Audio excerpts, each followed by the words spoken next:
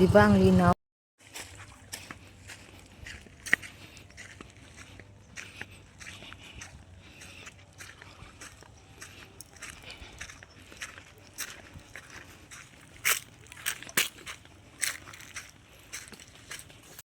FYI, alam nyo ba kung bakit binansagan na o kaya pinangalanan na Linawon yung lugar namin? Kasi ayan, napakalinaw ng tubig at saka napakatahimik niya. Oh. Parang hindi mo nga maririnig yung alon na dumadampi sa tabing dagat. Tapos doon, yan sa kabilang bundok na yan, oh. Malakas ang hangin dyan. Tsaka malalaki na yung alon. Pero dito sa area namin, yan, napaka-peaceful. Yan. Kami ay pupunta dun sa dulo kasi mangunguha kami ng tirik or sa English, sea urchin. So, tingnan natin mamaya yung makukuha naming sea urchin.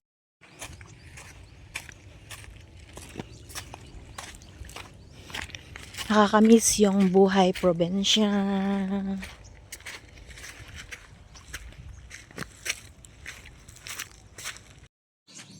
Parang saging ito. Isang buwig. Pandan yan eh, bunga ng pandan. Yan, buhay probinsya. Ayan, bunga ng pandan. Parang isang buwig din siya, parang langka.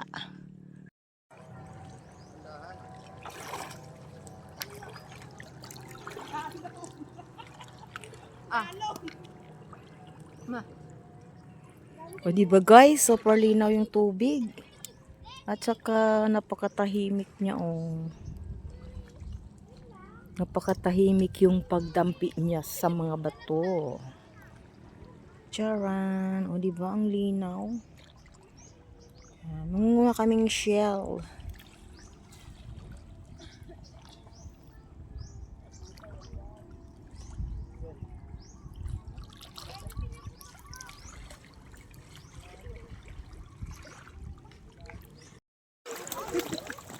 Blue at black. Ito pag ano yung hindi makikita pag sobrang lalim. Yan, walo-walo. Baka 10-10 pa yan eh. Yan yung tinatawag na walo-walo. Nangangagat yan. Huwag mo nang pakialaman.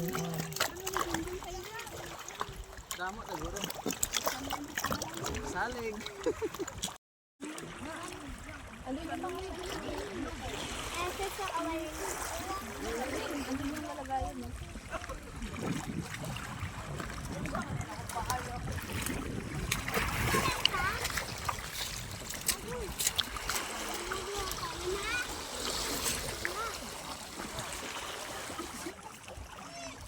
Diyan ka na lang muna. Hindi pa napatay. Kaya magpunta dyan.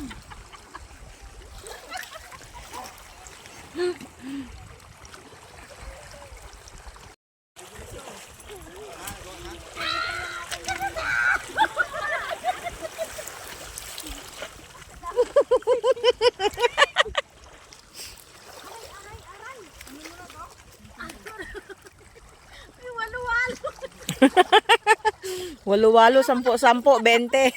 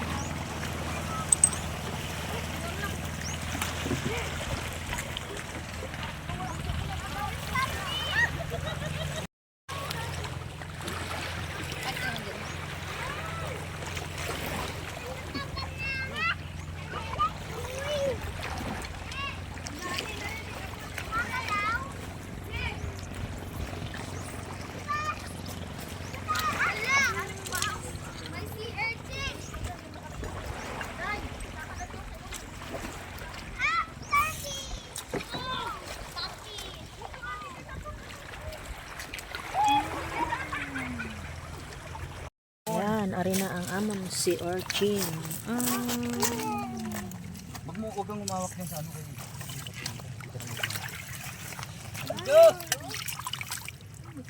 Hey, ako na. Akin yan. Kapalalim niya nakuha? Ikaw tinlo, sir. Ako Ang dami yung hawak ng starfish. Tinatabi ng may parang makatay. Buhay pa. Oh, sarap. Ano yan? Archin. Wala, kay sir, gumagalaw. Mami, akin na. Pagkain na gumagalaw pa, kinakain mo na. Wala na ha. Si urchin. Paganapan niya pa rito. O, tingnan nyo, gumagalaw pa. Pero kinakain na. Tao si Althea. Wala na.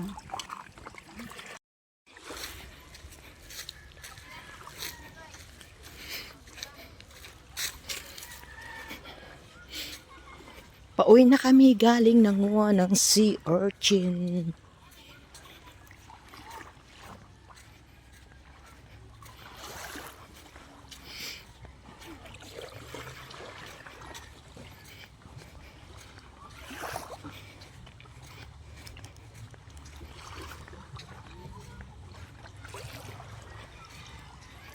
Diba ang linaw?